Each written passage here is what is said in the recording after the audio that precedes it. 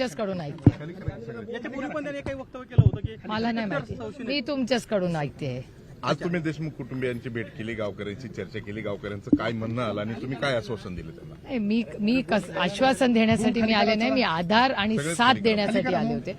आणि मी पूर्ण ताकदीने आम्ही सगळे माणुसकीच्या नात्याने या कुटुंबाबरोबर आम्ही उभे आहोत. आणि महाराष्ट्रात कुठल्याही कुटुंबावर अन्याय झाला तर माणुसकीच्या नात्याने ताकदीने आम्ही त्यांच्याबरोबर उभं राहणार आहोत आणि आधीही राहिलेलो आहोत. त्यामुळे आज या हत्या प्रकरणाची पारदर्शकपणे ही इन्क्वायरी झाली पाहिजे. पहिला मुद्दा म्हणजे त्यांना ज्यांनी हत्या केली त्यांना फाशीची शिक्षा फास्ट ट्रॅक कोर्टमधून झाली पाहिजे. आणि त्याचबरोबर खंडणी ज्यांनी मागितली किंवा ज्यांनी त्यांना मदत केली अशा सगळ्यांची इन्क्वायरी करून त्यांना ईडी सीबीआय लागलं पाहिजे. आणि कारण काय देशाचा कायदा येतो आणि सीडीआर सगळ्यांचे फोन हे सीडीआर सगळ्या महाराष्ट्राला सत्य हे बाहेर आलं पाहिजे. आणि जे कृष्णा आंधळे मिसिंग आहेत गेले 2 महिने झाले ते सापडलेच पाहिजेत. असं कसं होईल की माणूस नुसता गायब झाला, असं शक्य तरी आहे का?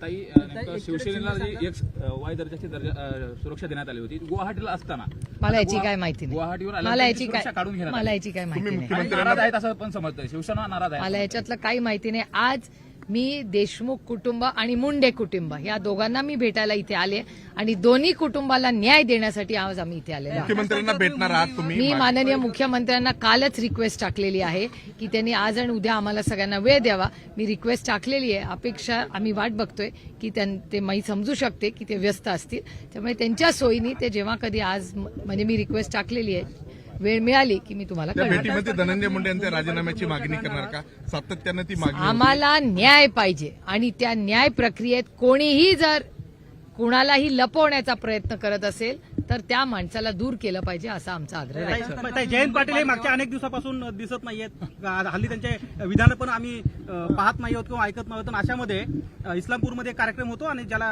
केंद्रीय मंत्री नितीन गडकरी येतात, स्वाभाविक आहे त्याची चर्चा तर होते. परवाच्या दिवशी मी पण गडकरी साहेबांकडे गेले होते. तुम्ही होता. त्याच्यानंतर मी त्याच्या आधी स्वतः अश्विनी वैष्णवांना 3 वेळा भेटून आले. त्याच्यानंतर मी भूपेंदर यादवजींना पण भेटून आले, ते साहेबांना पण भेटायला आले. त्यामुळे आम्ही जबाबदार लोकप्रतिनिधी आहोत आणि एका सशक्त लोकशाहीमध्ये संवाद हा असलाच पाहिजे, हा आमचा आग्रह आहे.